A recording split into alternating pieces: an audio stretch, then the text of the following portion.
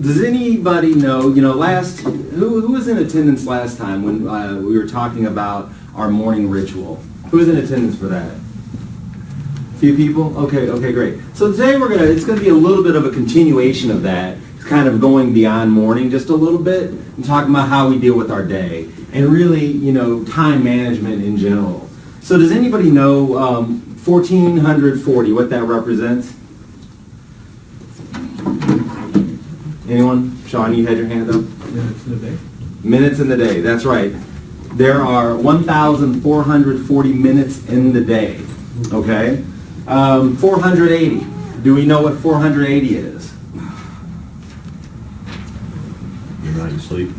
What's that? The amount you sleep. Possibly, that's very good. That's 8 hour increments. So we have 480 8-hour 480 minute periods, which equate to 3 8-hour periods, right? So when we think about a typical work day, maybe 9 to 5 if you look at it that way. When you think about a normal sleep cycle, 8 hours there, give or take, and then of course another 8 hours to do the rest of the things that we do, all right? So this is important to remember because often when we're thinking about how we manage our time, we don't necessarily break it down into these increments. And it becomes very important to break it down into those increments so we can understand how we are investing the time that we have. And and then here we've got 48. And 48, we've got 48 10-minute periods within the course of our 8-hour workday. And what I would encourage you to do is to look at your day when you're breaking it down as far as what it is that you're doing throughout the course of the day. Break that down in 10-minute increments. So get a little chart that has every 10 minutes of the hour on there and just make a little note next to it of what you're doing during that 10-minute period. Sometimes when I talk to people and they say, well, Nate, I don't want to sit here and I don't want to write down everything that I'm doing every minute of the day. And you don't really have to break it down that finite, but if you break it down into 10-minute increments, then that'll give you a good sense of where you're spending your time and where you're investing your time. Because when we think about those 10-minute increments, if you look at, we only have 6 10-minute increments within an hour, okay? And then we have, as we discussed, we only have 8 of those periods within our normal workday. So if you are spending 10 minutes on something that is not high dollar productive or not consistent with the business plan that you've got set forth for yourself, then that's a significant amount of time when you add that up. When we're looking at 20 minutes, though 2 of those 10-minute increments over the course of the day, we've lost 40% of the time that we could be investing in what it is that we should be doing and focusing on. So when we say to ourselves and when we say to others that I just don't have time, let's really look and really be mindful about where we are investing that time, and then only then are we able to really determine whether or not we actually do have a time deficiency or not. All right, so we're going to talk about just a few tips about how we can leverage our time and use it a little bit better and make sure that we are as productive as we possibly can be. So one of the things that we want to do when we're talking about time management is we want to eat the frog. We want to take those tasks that we don't want to do and do them first. And when we talk about tasks that we don't want to do, it's very important that we're focusing on tasks that are important, that are urgent and important, or not urgent and important, which would be a little bit better than that. But we want to make sure that we do that first, because what happens is that if we set up our day, in a way that has us do this work in advance, then it makes the rest of the day so much productive for us. Because if we have this big frog that we don't want to eat first thing, then what ends up happening is that we're thinking about that frog all day long, and we may end up not doing it later on in the day, or putting it off to the next day, or we do it in a raggedy manner to which it doesn't benefit us, our client, or whoever else we may be working on this task with and for. So eat frog, and eat the frog comes from a Chinese proverb which says that if you start every day eating a live frog, you know that that's going to be the worst thing that happens to you all day, right? So that's where that saying comes from. All right, so what's next? Another thing that we can do, so before we move on, so somebody tell me about eating the frog. So who has an example of that? Who works very well with that within their day-to-day business? I'm still kind of saying that every day too. Yeah, I make my list, and I go through and I go, I don't really want to do this. And it might be calling an agent or, telling they didn't get the offer or whatever, and I do that first. Yes, great, excellent. Actually, Kevin is really good at doing that. And I watch him and I think, gosh, he already got all those horrible things done while I'm still messing around trying to, make the bed and do stuff like that. And he immediately goes downstairs and does all those bad things and gets it over with. Nice. And I love it. I mean, I try to do what he does, but I'm not as good at it, but I'm working on it. Great, that's good. Nice work, Evan. First of all, the frog has a name, anxiety. And what I have is one client that I've learned that when I call them and they're elderly, he will take up so much of my time. And I think I'm entertainment. Just he needs somebody to talk. So I know that's a get rid of it right away at the beginning of the day, because wherever you pick him up, he's going to just suck your time. So.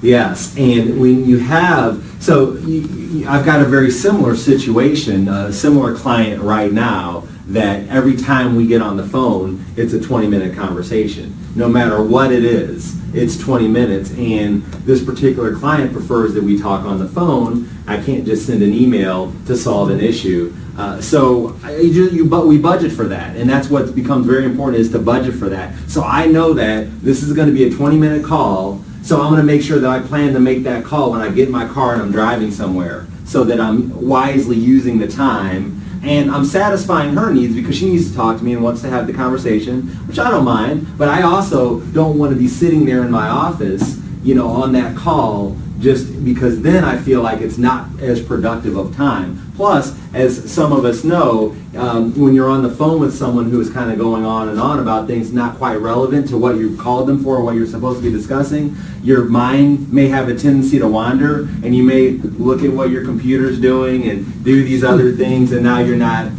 being present in the moment with the person that you're supposed to be present with, which is the person on that call. So that's a great way to do it. Good point. Anyone else? Who else? Anybody else eat the frog? All right, we will. Yeah. I was just going to say, I do it with everything. Yeah.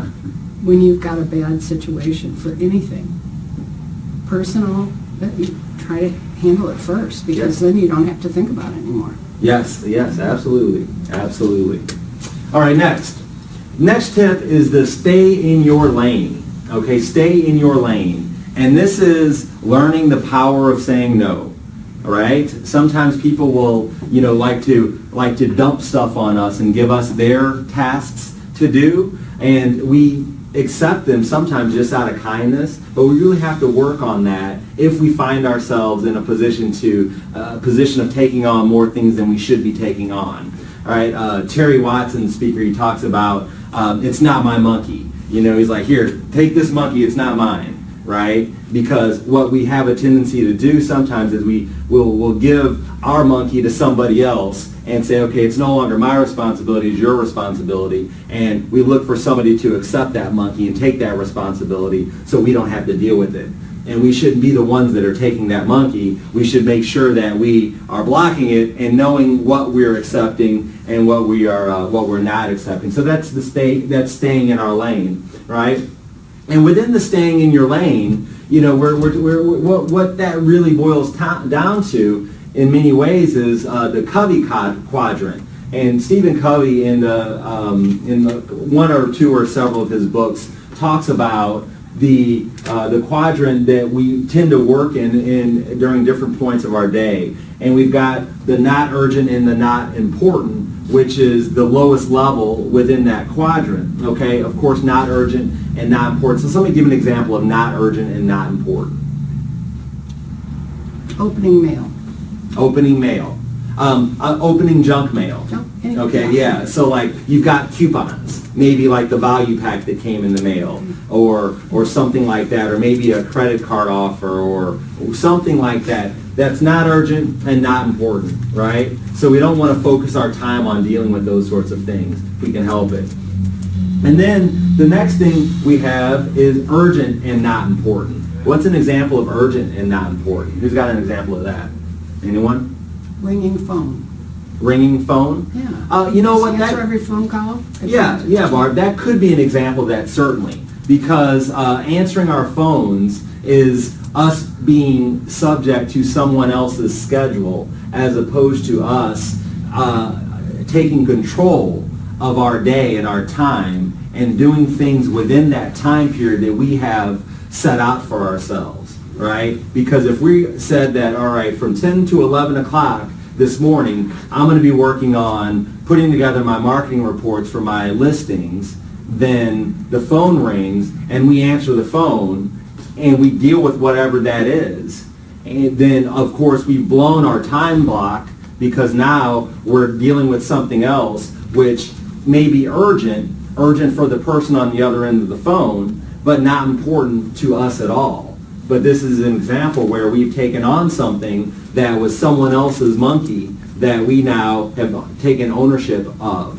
And what happens often with us is that it'll only take 5 minutes. It'll only take 10 minutes. And as we discussed before, 5 minutes, 10 minutes here, 10 minutes there, pretty soon you're burning up an hour. And you're an hour out of the day, 2 hours out of the day, and we just don't have that kind of time. As realtors, our most valuable commodity is the time. I mean, that's what we have, is our time and how well we use it. So we have to make sure that we're efficient with that time so that we can help more people achieve their real estate goals without driving ourselves crazy. Because I've had many conversations with folks, some of which are in this room, about working, 10 and 12-hour days very consistently. And there is no reason that you should be doing that in this business. It's just not it's just not necessary. If you're budgeting your time and allocating it appropriately, you can be extremely successful and work a very reasonable amount of time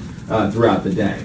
All right, so that urgent and not important is the thing that catches us up quite a bit. That's, as Barb mentioned, phone calls that we answer and we address. Another thing that is urgent and not important often is things that come across our email. Email can be a big challenge for us when we talk about how to be efficient with our time. Okay, so then the next part, once we get to the higher level, we start to look at urgent and not important, important and not urgent. Okay, important and not urgent is really where we want to live. All right, if we can live in important and not urgent, we're doing really well. Okay, because what happens if we're not living in important and not urgent, what will quickly happen is that things will become important and urgent. Okay, because we didn't deal with it when it was not urgent and important. We waited for it to become urgent. Of course, it was still important, and now we're dealing with it. So then when we're dealing with it when it's important and urgent, now we're overwhelmed. And when we're overwhelmed because we're underplanned. Because had we properly planned to deal with it when it was important and not urgent, it would have never become important and urgent. And we have very few things that would become urgent and important if we dealt within this space. But because we're spending our time not urgent, not important, urgent and not important, we don't take care of important and not urgent, which then leads to our hair on fire because it's important and urgent. Okay? All right, so stay in your lane and focus on your important and not urgent, and that'll keep you keep your sanity. Okay, next. Fatigue makes cowards of us all. I believe that Vince Lombardi said that. And what he was talking about is the fact that if you're not well rested, if you're not well nourished, then you're not going to be performing at your optimal level. So this really speaks to, from a time management standpoint, be well rested, get your rest, eat well, nourish your body in a way that is consistent with the type of success that you want to have in the real estate business, in the real estate world, right? If you're eating poorly in the morning and expecting to go out and have a positive day, it's just not going to work out. You're going to feel lethargic, you're not going to have energy, and as a result, you're not going to be performing at your best. And when you're not performing at your best, you are letting down not only yourself and your families, but the families of those who you represent, because you're not giving them your best possible self. And similarly, when we are under-rested, we want to make sure that we are resting well so that we again can show up and perform for everyone that's counting on us to do so. So we don't want to fall into the trap of being fatigued, because once we're fatigued, we're not thinking clearly, we're taking shortcuts, and we're just not the best that we can possibly be. Anybody have